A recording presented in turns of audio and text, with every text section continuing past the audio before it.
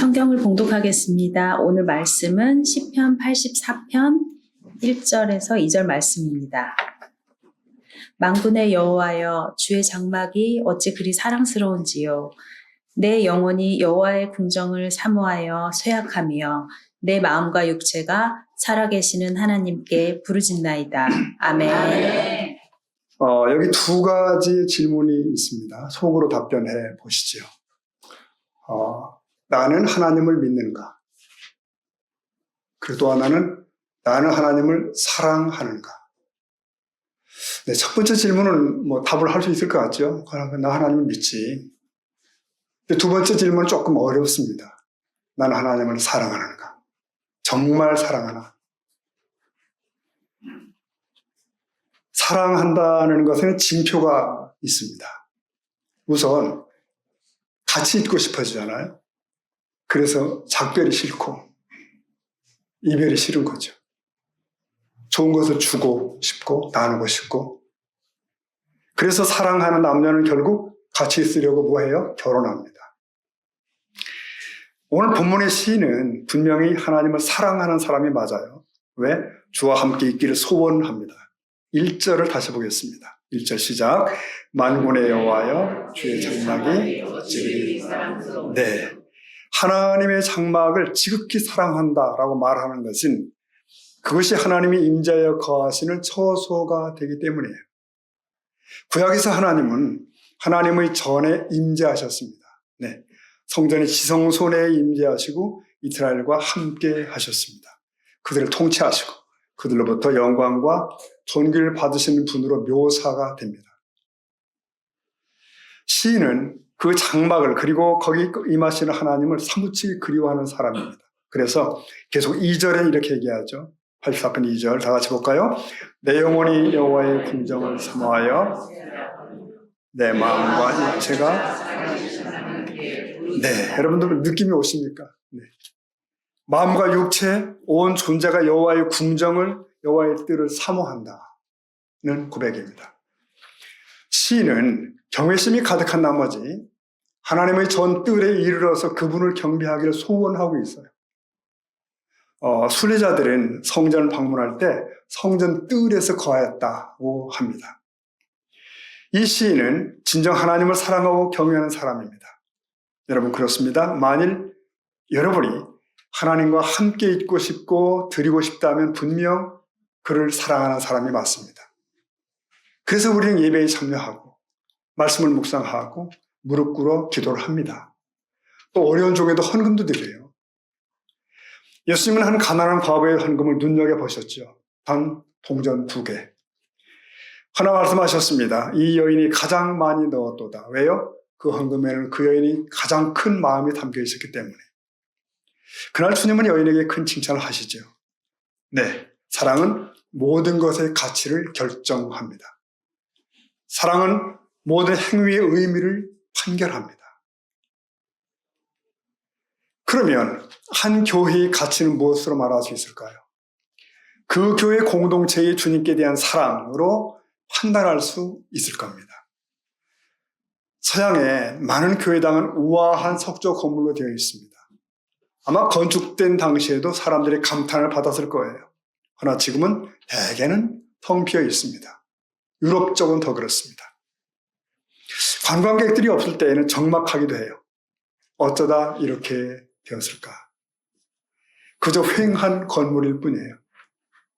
여러분, 교회당도 그 안에 하나님을 사랑하는 사람들이 없으면 성전 아닙니다. 그냥 건물일 뿐이에요. 자, 우리는 계시록 앞부분을 보면서 7 교회를 발견합니다. 그들은 당시에 주목받던 교회들이고 그들은 또 오늘의 교회들을 상징하는 의미를 갖죠. 여러분이 만일 터키 기독교 순례를 간다면 이 7 교회의 유적을 찾아서 돌게 됩니다. 거대한 바위나 기둥들만 남아있는 걸 보게 됩니다. 마음이 착잡합니다. 여기서 우리는 그들 중에 첫 번째로 제시되는 에베소 교회를 좀 잠깐 살펴보겠습니다. 에베소 교회는 소아시아 7 교회 중에 초기 기독교 역사에서 중요한 역할을 했다고 합니다. 에베소는 당시 무역과 문화의 중심지였고 그곳에 교회가 설립된 것은 하나님의 은혜와 섭리로 여겨졌습니다. 이 교회는 사도 바울이 2차 전도 여행 중에 잠깐 방문했고 3차 여행 때 2년간 헌신적으로 사역한 교회이기도 합니다. 그 이후로 아볼로, 디모데, 브리스길라 부부 그리고 사도 요한이 사역했던 특별한 교회입니다. 자, 에베소 교회를 통해서 먼저 들리는 소리는 무슨 소리일까요? 주님의 칭찬이 들립니다. 네. 이 칭찬이란 그 교회에 대한 칭찬이요, 교회의 구성원인 교인들에 대한 칭찬이에요. 보겠습니다. 계시록 2장 2절 보니까 내가 내 행위와 수고와 내 인내를 알고, 그 다음 읽어볼까요? 또 악한 자들을 용납하지 아니한 것과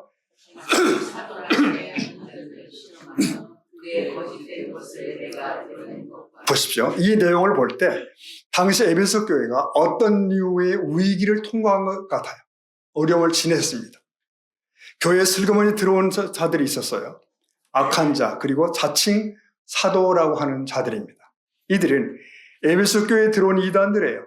뒤에 가보면 니골라당이라고 표현이 됩니다. 니골라당.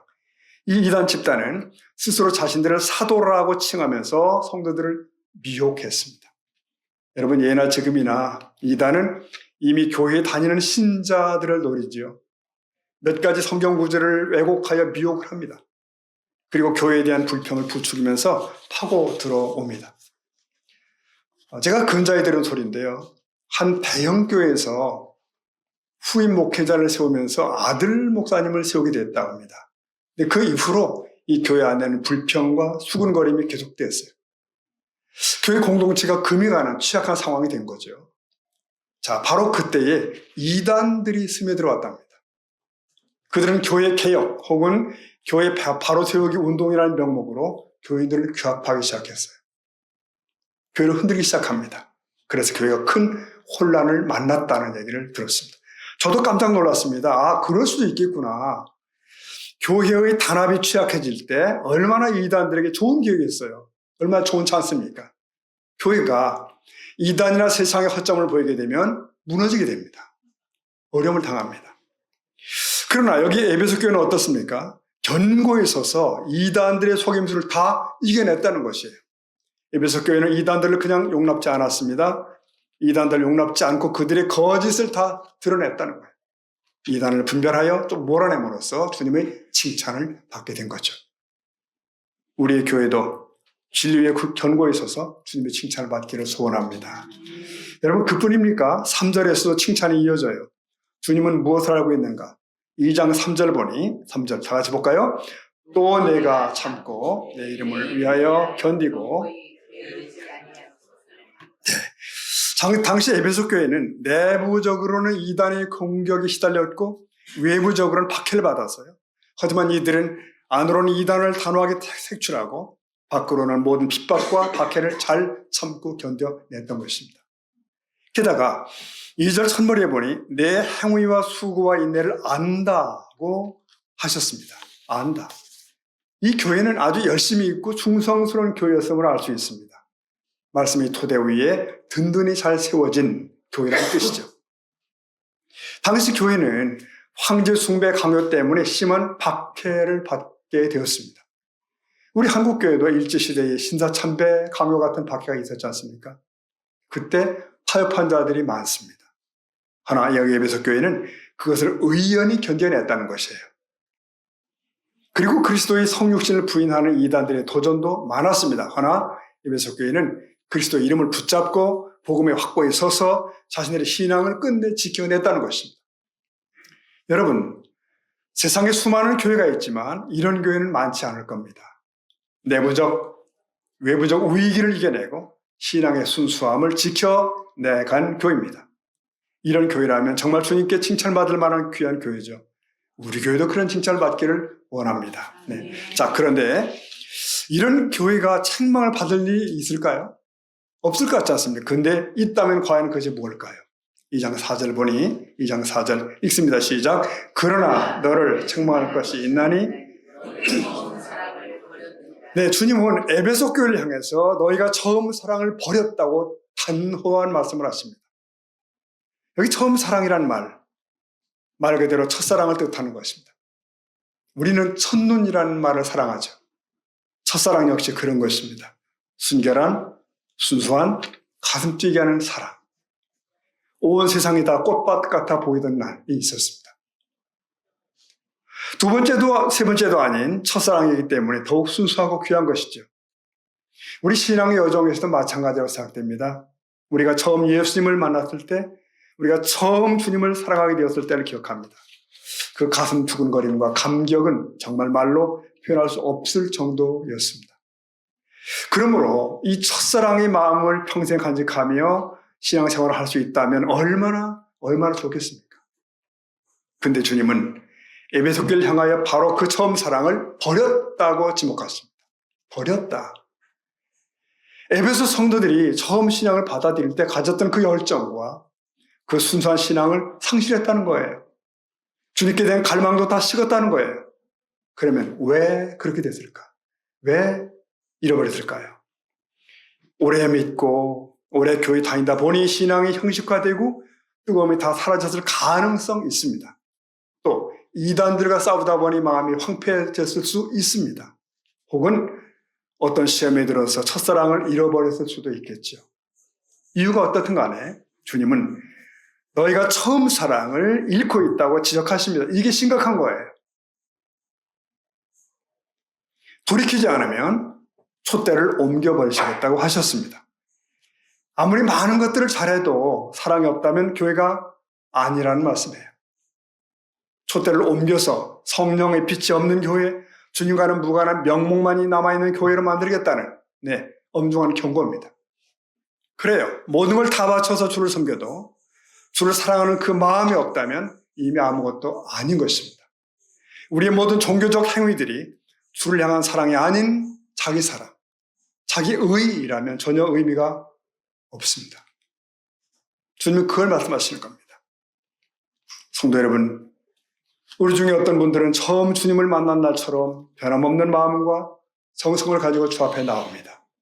그러나 누구는 주께 대한 사랑은 지나간 옛 노래일 수도 있습니다. 신앙의 습관화되고 교회 생활이 형식화되었을 수도 있습니다. 한번 생각해 보시죠. 기도하며 눈물 흘리고 말씀 읽으며 들으며 내 마음이 뜨거워졌던 적이 언젠가. 우리는 자칫하면 겉모습만 남고 교회 문화에만 익숙한 교인이 될 수도 있어요. 그럼 이 에베소 교회 성도들은 어떻게 해야 됩니까? 계시록 2장 5절에 답이 나옵니다. 그러므로 다 같이 볼까요? 어디서 떨어졌는지를 생각하고 본문은 에베소 교회의 책망을 돌이킬 수 있는 방법을 3가지를 포함하고 있습니다. 이런 명령은 에베소 교인들을 보호하시려는 주님의 단호한 애정이며 명령이며 권고입니다. 자, 어디서 떨어진 것을 생각하래요. 어디서 떨어진 것을 생각하라. 이것은 이렇게 되는 원인을 깊이 생각하라는 뜻이죠. 과거와 현재에 어떤 차이가 있는지 보라는 거예요. 여기서 생각하고 라는 단어는 계속하여 생각하고 또 생각하라, 회상하라는 의미의 단어입니다. 에베소 교인들은 잃어버린 처음 사랑을 회복하기 위해서 그걸 도대체 어디에서 무엇 때문에 상실케 되는가를 생각을 해봐야 돼요. 우리도 생각해야 됩니다. 내가 왜 식었는지를 생각을 해야 됩니다. 바둑 두는 사람들은 복귀하잖아요. 돌이켜봅니다. 복귀해야 돼요. 다음은 회개하랍니다. 회개. 이건 명령형이에요. 단번에 결정적으로 돌아서라는 명령입니다. 회개는 단호하게 방향을 전환하는 걸 의미합니다. 그래요. 회개는 그래서 새로운 출발입니다. 그런 다음에 처음 행위를 가지랍니다. 처음 행위를 가지라. 에베소 교인들은 회개하여 원래의 모습으로 돌아가야 됐었던 거죠. 여러분, 에베소에 처음 복음이 전파되었을 때 어땠을까요? 이들이 다 복음에 감격했습니다. 사람들은 자기들이 믿고 신종하던 마술책들을 모아놓고 불을 질렀는데 그게 시가로 요즘으로 환산하면 도합 25억 원쯤 된답니다. 그런 엄청난 마술책들을 태워버렸어요. 다 그런 뒤에 교회에 들어올 만큼 뜨겁게 하나님을 사랑을 했습니다. 하지만 시간이 흐름에 따라서 주님께 대한 사랑이 식은 거죠. 복음의 감격과 감사를 잊어버리게 된 겁니다. 그러니 이제 너는 너를 점검하라, 회복하라 말씀이에요. 왜 그런가? 다양한 이유가 있겠죠. 그러나 핑계가 답은 아닙니다. 어떠한 장애물도 하나님의 사랑보다 크지는 않기 때문입니다. 그래요. 죽게 대한 사랑을 상실한 이유를 발견했다면 회개하고 돌이키라고 말씀하십니다. 하나님을 사랑치 않는 자는 믿음을 잃어버린 자입니다. 그래서 다른 열심과 성과가 아무리 많다 할지라도 하나님 나라에 들어갈 여유가 없습니다. 이게 시급히 해결해야 될 문제예요. 어떻게 해줄 좋습니까? 믿음의 눈을 들어 주님을 바라봐야 됩니다. 믿음의 주여 우리를 온전케 하신 이인 예수를 바라보자. 우리의 시선을 다시 주님께 향해야 되는 거예요. 그런데 만일 그래도 순종치 않으면 어떻게 되나요? 2장 5절에 그 얘기가 나옵니다. 그래도 버티면 어떻게 돼요? 2장 5절 다 같이 볼까요? 만일 그리하지 아니하고 회개하지 아니하면 옮기리라. 굉장히 단호한 음성일 것 같습니다. 만일 돌이키지 아니하면 어떻다고요? 이것은 주님의 권면을 외면했을 때 초래할 결과를 말씀하시는 거예요. 내가 내게 가겠대요. 뭐죠? 주님 오시겠답니다. 웃으면 오시진 않겠죠? 혹자는 이걸 해석하기를 미래의 그리스도의 재림 때의 사건으로 해석합니다만 대부분의 학자들은 그렇게 안 보고 그보다는 네가 회개치 않을 경우 지금 맞게 될 심판, 당장 도래할 현재의 심판을 말씀한다는 거예요. 어떤 일이 벌어진다고요? 내 촛대를 그 자리에서 옮기리라. 이게 두려운 경고입니다. 당장 다가올 심판을 말하는 거죠. 즉 에베소 지역에서 교회가 없어지고 그 도시 전체가 어둠에 휩싸이게 된다는 이야기입니다. 촛대는 뭐예요? 세상을 밝히는 교회의 사명일 수 있습니다. 처음 사랑을 회복치 못하면 교회 자체를 아예 없애버리시겠다고 선언하신 겁니다. 이것은 교회의 주인이신 그분의 선언입니다. 엄중한 말씀이죠. 네. 여러분 작년 기준으로 세계 기독교 인구는 약 26억으로 추정이 된답니다. 지상에 수많은 교회들이 있겠죠. 우리 한국에도 6만 혹은 7만의 교회가 있습니다. 근데 교회는 이렇게 부흥하기도 하지만 소멸되기도 합니다. 교회는 규모가 적어서 사라지는 것이 아니라 그 사명을 못할 때 주께서 촛대를 옮기시는 겁니다. 그래서 소멸되는 거예요. 어제도 저희 노회 내의 한 교회가 개척 설립 예배를 드렸습니다. 이 메마른 시대지만 부디 이 교회가 생명을 구원하고 주님 오실 때까지 빛을 드러내는 교회가 되기를 간절히 기도하고 왔습니다. 이 하나님께 대한 사랑을 온전히 회복지 못하면 결국 그 교회는 어떤 교회라도 소멸됩니다. 결국 에베소 교회는 지금 그 유적지만 남아 있습니다. 자, 성도 여러분, 이제 우리에게 남겨진 질문은 뭡니까? 우리의 교회는 주님을 진정 사랑하는가? 또한 우리 각 교인들은 과연 하나님을 사랑하는 사람인가? 하는 것입니다. 그렇다면 그 증거는 뭘까? 하나님을 사랑하는 증거에 대해서 복음주의 설교자인 폴 워시아는 그런 얘기를 합니다. 하나님을 사랑하는 증거는 무엇인가? 그것은 열정이다. 그랬습니다. 하나님에 대한 열정. 어떤 신자들은 자기는 하나님을 당연히 사랑한다고 여겨요. 자기는 특별히 죄에 빠지지 않고 옳은 일을 행한다고 여깁니다. 자기는 눈에 띄게 잘못하는 것도 없고 그래도 계명을 잘 지키는 교인이라고 생각해요. 자기는 인격이 눈에 띄게 모나지 않고 항상 친절하게 사람을 대한다고 믿고 있는 겁니다. 그래서 한마디로 자기는 하나님을 사랑하는 사람이라고 평가하고 있어요. 그러나 질문은 이겁니다. 당신은 과연 오늘 하나님을 향한 열정을 갖고 계십니까? 하나님을 열망하고 있는 것입니까? 그분이 임재하심을 원하나요? 그분이 동행하심을 동거를 열정적으로 원하고 있습니까? 근데 만약 아니라면 나는 하나님을 사랑하고 있다는 생각을 재고해 봐야 돼요. 다시 생각해야 됩니다. 물론 우리 심령이 때로는 무미건조해질 때가 있습니다. 언제나 뜨거울 수는 없잖아요. 때로는 낙심해서 격려를 받아야 할 때도 있습니다. 우리 신앙이 잠시 침체될 때도 있습니다. 그러나 여전히 내 마음은 주님을 향하고 있는 것일까? 이것은 내가 얼마나 많은 일을 하고 있는가를 묻는 것이 아닙니다. 어떤 이들은 자기 야망 성취나 칭찬을 듣기 위해서 교회 사역을 하기도 하잖아요. 전 재산을 들여서 선교 사역에 매달린 이도 있습니다. 너무 많은 일을 열정적으로 수행하는 사람들도 가끔 있습니다. 근데 그런 사역들 말고 나는 하나님 그분을 전심으로 갈망하고 있는가? 그러면 하나님을 사랑하는 사람의 증거는 과연 뭘까요? 숨길 수 없는 증표는 과연 뭡니까? 히브리 1장 보면 이런 말씀이 있습니다. 9절에 보니까요. 읽어볼까요? 시작. 주께서 네. 하나님의 진실로 내 마음에 역사하시다는 증거는 무엇인가? 내가 이전에 사랑하던 그 죄를 이제 내가 미워한다. 내가 이전에 무시했던 그 의의를 이제 내가 사랑하게 되었다는 것입니다. 그저 동의했었어가 아니고 그 사실이 내게 현실되고 있는가? 그래서 매일 실제로 그렇게 살고 있는가? 죄에 대하여 나의 미움이 점점 커져가고 의에 대하여 나의 사랑이 점점 커지고 있는가? 여러분, 이것은 매우 중요한 질문입니다. 굉장히 중요한 질문입니다. 천국에 갈 사람들은 이 질문을 진지하게 생각해요. 그리고 이 질문을 자기 현실로 삼습니다. 문제는 진정 내 속에 하나님을 사랑함에 대한 열정이 있느냐는 것입니다. 그래서 점점 죄를 미워하고 의를 사랑하며 살고 있느냐는 거예요. 여러분, 기독교는 보다 나은 삶을 부추기는 종교가 아닙니다. 이런 설교 들어보셨나요? 당신은 집도 좋고 직장도 좋고 애들도 잘 크고 있고 다 완벽해 보이고 딱 한 가지 부족한 것이 있네요. 예수만 빠져 있어. 그러니 그 부분에 예수를 채우세요. 맞아 채우세요.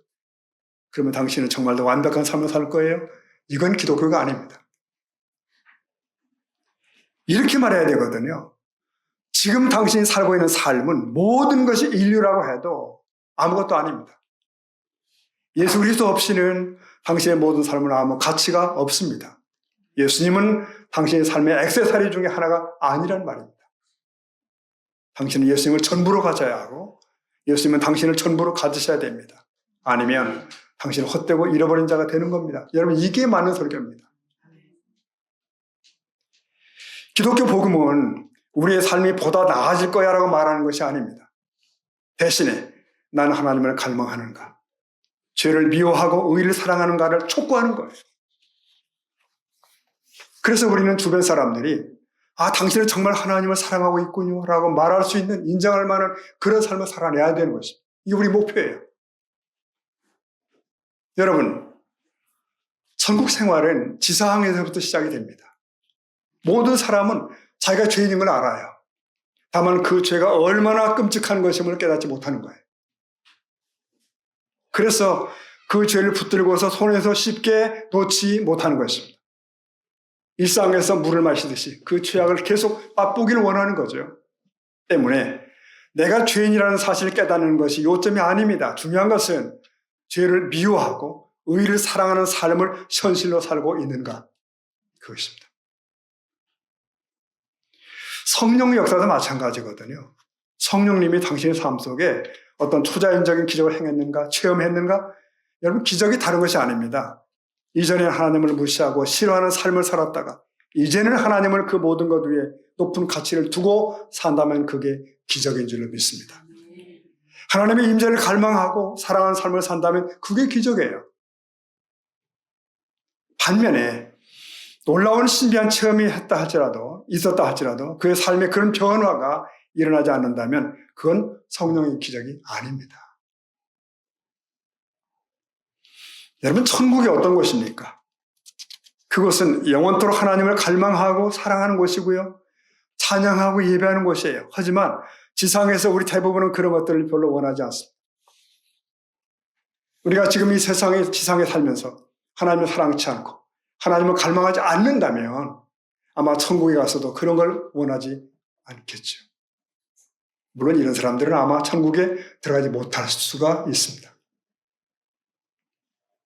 기억해야 됩니다. 지상에서부터 이런 삶을 사랑하는 사람, 즉 천국에 합당한 사람만이 나중에 영원한 천국의 주인공이 되는 줄로 믿습니다. 여러분, 영생이 무슨 뜻입니까? 예수님이 주시는 영생은 죽어서 시작되는 것이 아니죠. 예수 믿은 즉시 지금 현재에서부터 시작되는 것입니다. 나는 지금 현재에 영생의 삶을 살고 있는가? 우리는 지금 현재의 천국의 삶을 살고 있는가? 그것은 하나님의 임재를 누리는 거예요. 그와 동행하고 예배를 사랑하고 열정적으로 갈망하는 것, 그런 것입니다. 그것은 죄를 미워하고 의를 사랑하는 것이에요. 그것을 실제로 생활하는 사람이 영생의 사람인 줄로 믿습니다. 그래요. 현재 영생의 삶을 살지 못하고 있다면 그 나라에서 영생의 삶을 살게 되리라고 믿고 기대할 수는 없는 것입니다. 영생은 그런 것이 아닙니다. 지금 영생을 못 받은 사람은 죽어서도 영생은 없을 수 있는 겁니다. 천국의 시민들은 진정의 땅에서부터 하나님을 경외합니다. 주님을 사랑하는 열정으로 산 자들입니다. 성도 여러분, 그래서 매일매일 주님을 사랑함으로 나아가는 나날이 되기를 축복합니다. 오늘 말씀을 매듭하겠습니다. 여러분, 구약에서 가장 하나님을 사랑하는 사람이 누굴까요? 네, 분명히 다윗이라고 생각합니다. 다윗. 그는 주의 장막이 사랑스러웠어요. 네, 그런 다윗에게 근심이 생겼죠. 나는 백향목 궁에 있는데 하나님의 궤는 천막에 있다? 이게 말이 안 된다고 봤어요. 송구스러웠어. 그래서 그 마음으로 성전 건축을 준비합니다. 예루살렘에 성전을 지키기를 원했습니다. 그래서 많은 금, 은과 건축 자재들을 준비를 하죠. 설계도는 따로 필요 없습니다. 하나님이 직접 디자인하셨어요. 모세가 알려주셨거든요. 근데 하나님은 말씀하셨습니다. 갑자기 건축은 네 아들 솔로몬이 해라. 뜻밖이었죠. 다윗은 이 의를 제기하지 않습니다. 그러므로 성전 공사는 누가 해요? 솔로몬이 합니다. 하지만 그는 부친이 준비해 놓은 그것을 사용했을 뿐입니다. 다윗이 100% 다 준비한 거예요. 그렇게 예루살렘 성전이 봉헌이 됩니다.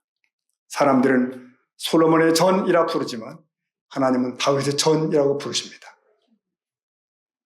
다윗의 사랑으로 마련되었기 때문에 하나님은 다윗의 마음을 받으신 겁니다. 자, 여러분, 우리는 살아가면서 주를 위해 대단한 일을 하지 못할 수도 있습니다. 그러나 누구보다 더 주를 사랑하는 사람이 될 수는 있습니다. 아멘이죠? 아멘. 오늘 우리는 거대한 교회를 만들 수는 없을 수도 있습니다. 그러나 주를 더 사랑하는 교회를 꿈꿀 수는 있습니다. 아멘. 우리 세목교회 성도님들, 우리의 하루하루가 더 주님을 사랑하는 발걸음이 되기를 축복합니다. 그래서 그 처음 사랑을 가지고 그날의 주님 앞에 서게 되는 저와 여러분 되기를 축복합니다. 아멘. 기도하시겠습니다.